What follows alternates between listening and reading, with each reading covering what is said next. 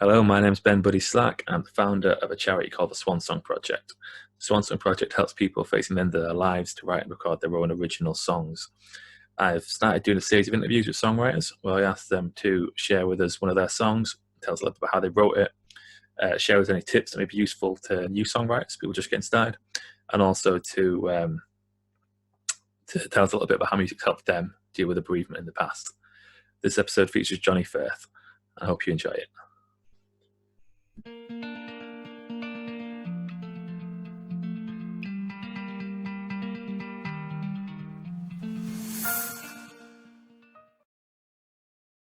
Okay, today I'm here with Jonny Firth. Jonny's the frontman of a band called Knuckle.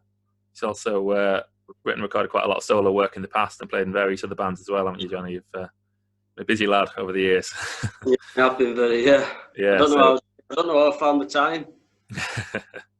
Thanks for joining us, Jonny. So you're going to play a song for us, and we're going to move through the songwriting tips and another song towards the end. So I'm going to put you on the full screen. You can introduce your song, and then we'll have a bit of a chat about it afterwards. Cool. This song's it's called "Sing for the Miners." It was on my first album I ever did called Broken Bones. So I might not remember all the chords, but I'll give it a go.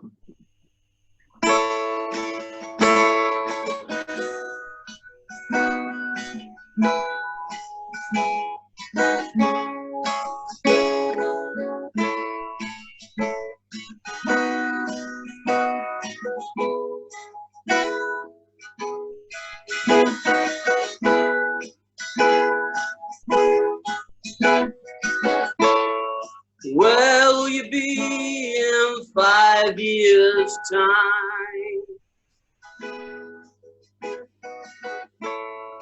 Down and out with the drums, doing lines with the time. You're so fine, but I'm glad you're not mine.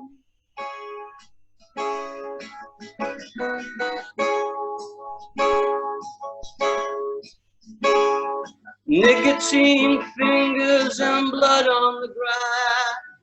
Sing for the miners, they'll never come back. The day ends too soon when you're fed with a spoon. Drinking Earl Grey while you're lost on the moon. Your heroes have gone, they've buried their bones, pushing up flowers of their own headstones. Love's made you fat and you're drowned like a rat. Sing for the miners, they'll never come back. And the day ends too soon.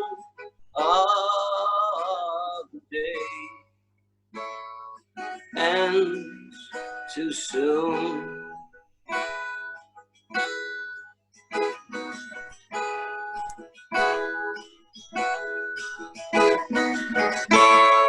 Well, there's families in the morning,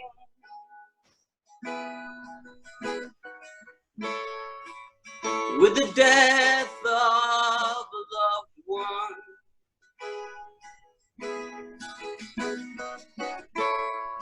All they've got now is their story that they told about their lives. English road, how I wish he was alive.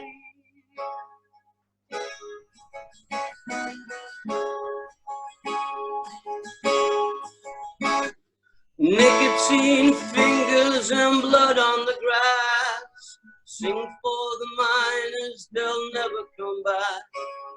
The day ends too soon when you're fed with a spoon. Drinking Earl Grey while you're lost on the moon. Your heroes have gone, they've buried their bones. The Pushing up flowers up their own headstone. Love's made you fat and you're drowned like a rat. Sing for the miners, they'll never come back. And the day ends too soon. Ah, the day ends too soon.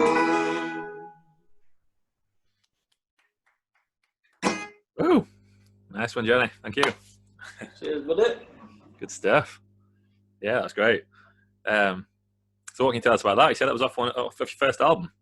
It was the last song on my first album, and it was just, I remember writing it because I used to have an 8-track when I lived with my mum, which she bought when my dad passed away. I couldn't really talk to anybody about it, so my mum bought me this 8-track, and I used to always run upstairs when I had this idea, and this song just came like fully formed. It was weird. I pressed record, and that's how it came out. And there was it was just spontaneous, and it came out like that. But it was round about when my grandma had passed away at that time as well, and I think it subconsciously it came from like conversations we'd had. My granddad was an ex-paratrooper, ex-miner, and we'd talk about my granddad, and it was like my subconsciousness like taking over, and it came out in that song. Wow, yeah. So you hadn't planned to write that song like that. It just came out fully formed, like with the chords and stuff, and it was more of like an emotional state that wrote it in a sense. Yeah. Rather than like my conscious brain telling me to write, it was my unconscious or subconsciousness taking over and just flowing. Wow. Yeah, and does that happen to you a lot? Is that how you write songs normally, or do you have different methods that you use? It does, yeah. I think when I first started writing songs, I had this 8-track. And what kind of age were you then, Jonny? Like, what kind of age were you at that? I was about 24 when I started writing songs. So I was quite late to kind of writing songs, in a sense. But I think along the way, because I had this library inside my head that I didn't know of, maybe. Yeah. And it just came out emotionally, like, and I just get this feeling, run upstairs, write this song, and 9 times out of 10 they come out fully formed, which was really strange. So that was my first kind of style of writing. I can never try and write a song. It has to come to me, or it did do. I'd have to wait for that inspiration to come, and I'd beat my tea, and I'd be like, "Whoa, right, run upstairs." And sometimes I'd write like 10 songs in like an hour. It was really weird. Wow. But I think again, it was my subconsciousness like soothing me because of my pain. I think it was subconsciousness taking over, maybe saying, "Look, I'll help you here." And then looking back on the songs that I wrote, it's like there was a part of my brain that had to write it for me. Yeah. For me to feel better. Yeah, like you've got there's something in you like that needs to get out, and it's kind of, I guess it's good for you that you've got the medium to do that, and that you're in touch with it enough that you know when that's there, and you know when then you need to go and channel it. Yeah, exactly. Yeah. It's like being on, like they say about spiritual planes and stuff like that. I think it's come from a different place, and I always think as well, a lot of the lyrics I don't change. I like to keep loyal to the song, because sometimes I feel like sometimes it's a gift from somewhere else. Yeah. So in a way, it's not my song, so I have to stay loyal to what's ever come on in that session. Yeah, that's a good one. And so you say you've not played that song in quite a while. Is that the first time you've gone back to it?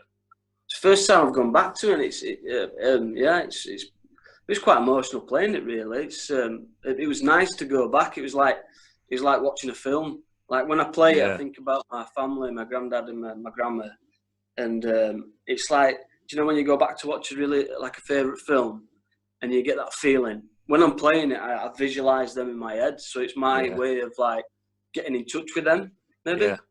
Yeah, I know exactly what you mean. I always think that a song can hold 1,000 memories, and it's amazing how much. I mean, like you say, the same with films and stuff like that. But there's certain songs where you revisit them, and it just brings back so much other stuff. And I often find that when I revisit them, it highlights something else comes out of it that I hadn't realised before, either like a separate meaning or just like a certain line will resonate with me more than it did at the time. Where one of the lines where I might have thought like, oh, that one's just kind of like, that's not one of the stronger lines. Then all of a sudden it's like, oh wow, that now connects to something different. But then again, it's like your subconsciousness was already writing it for you. So like when you look back in hindsight, it's like, wow, cheers, thank you for that. Thank you for that present. Yeah. Yeah. That's great, Jonny. Yeah, thanks for sharing it with us. We're moving to section 2 now. So this is the bit where I ask songwriters to share with us a tip that might help new writers, people just getting started with songwriting. So Jonny, have you got a tip for us today? I think my main tip would be never second guess yourself. when sometimes when you get that feeling to write a song and you really feel it emotionally, and you think, oh, maybe that lyric's maybe too strong, but don't second guess yourself. Just go with what comes out, because usually 9 times out of 10, that's the best lyric, or that's the best line, or that's the most emotive, what will connect to people. And so never second guess yourself and never overthink it. Just allow that to. All right, buddy? Yeah, I think we've lost you a little bit here. You kind of crackled a little bit there. Oh, sorry. I think you're back now. Yeah, I think there's something wrong with the connection. But yeah, never second guess yourself, and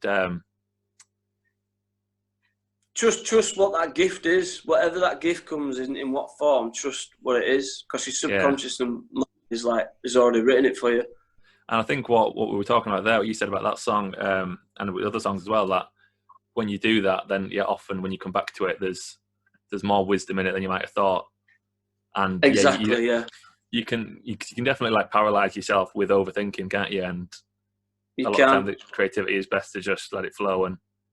And I guess what you were saying then as well about like when just getting that urge of like, there's something in you what needs to be processed, listening to that and indulging it rather than thinking like, I have an idea and like, oh, that might be, and like, oh no, I can't bother going to get a pen now, or I can't bother going to do this, and then like they're all wasted ideas, and there might have been things like you said, like if I'd gone and written that song, maybe that would have helped me process something which I've missed out on now from not doing. Sometimes they're lost forever. Yeah. Well, sometimes if you don't do it, maybe it's lost forever, and sometimes that's the scariest feeling, that you might lose something or a feeling that you had, and it's never going to become something or become. Yeah. But I also do like a lot of writing for like TV. So as I've got older, I'm quite good at writing to a brief as well. Yeah. So if somebody says write a song about a toothbrush, I've also got that part of me now that I've kind of worked on my songwriting, that I can write a song about a toothbrush, I suppose. Use the craftsmanship of it that way, yeah. Yeah. But I still like I don't get it as much now, but when I get the inspiration, I still like going and having that first formed song that comes. Brilliant. So so don't second guess yourself. Go with your gut and go what comes out. Yeah, exactly. Yeah. Great stuff. Can Jonny. I just point out that I'm not wearing shit to look cool? I've got really bad hay fever, and I look like I've gone 10 rounds with Mike Tyson. I'm sure people will forgive you. Although, you don't need to excuse it. You're a musician, Jonny, you're a rock star. You don't have to. You can wear glasses inside if you want to. Let's move into section 3 now. So this is where I ask my guests to choose a song that means something to them relating to end of life and bereavement. And then we'll have a chat about that. So Jonny's chose a song for us. I can't play the songs in these videos, but I'll put the link in the description. So if you are watching this at home, Jonny's going to tell you what the song is in a minute. You can follow the link, listen to the song, and then come back and we'll chat about it. So do you want to tell us what song you chose, Jonny? It's Tom Waits, Come On Up to the House. Great stuff. Yes, if you're watching it, you can follow that link. If you've not heard the song before, have a listen to it, come back, we'll have a chat about it. So yeah, I'm very interested to hear why you chose this song, because I was thinking if someone asked me to do this interview, this is a song I would have chose. Yeah, it's such a strong, like it's a strong song. Like it's a similar time when I got my 8-track, and someone suggested get this Tom Waits Mule Variations album, and it just blew me away. And like I think with that song in particular, it was like I think Tom Waits is very good at. It's very cinematic. His songs are very cinematic, and sometimes I imagine that and when he writes a song, he's the god of his own song, or he's the devil of his own song. And when I heard the lyric, "The world is not my home, I'm just passing through, coming up to the house," it was like, wow, it's kind of put into words what I wanted to feel about something. Like my dad had, passed away, or my grandma. And I just wanted to know, in a sense, that like maybe they were on some sort of other spiritual plane, and it was like Tom Waits had said to me, "Yeah, there is something else," and yeah, that's what it made me feel. Yeah, that line. Yes, the lyric I have tattooed on my forearm is "The world's not my home, I'm just passing through." For that same reason, and I remember especially. So that song's been the one that I've always gone to whenever I'm having a hard time, particularly when dealing with a loss. And I remember when one of my Uncle Craig, died when I was a teenager, I think. And I remember going home and listening to that album, and just like, and again, like we were saying earlier, when you revisit different songs at different times, different lines stand out to you. Every song in that line has meant something different to me at a different time, and every time I listen to it, something else will resonate about it. But I remember saying what you just said then, that the world is not my the world's not my home, I'm just passing through. Hearing that and just feel immediately better about everything that I think everyone's lost. Like, I do sometimes feel like when I listen to Tom Waits, he does become God in a sense.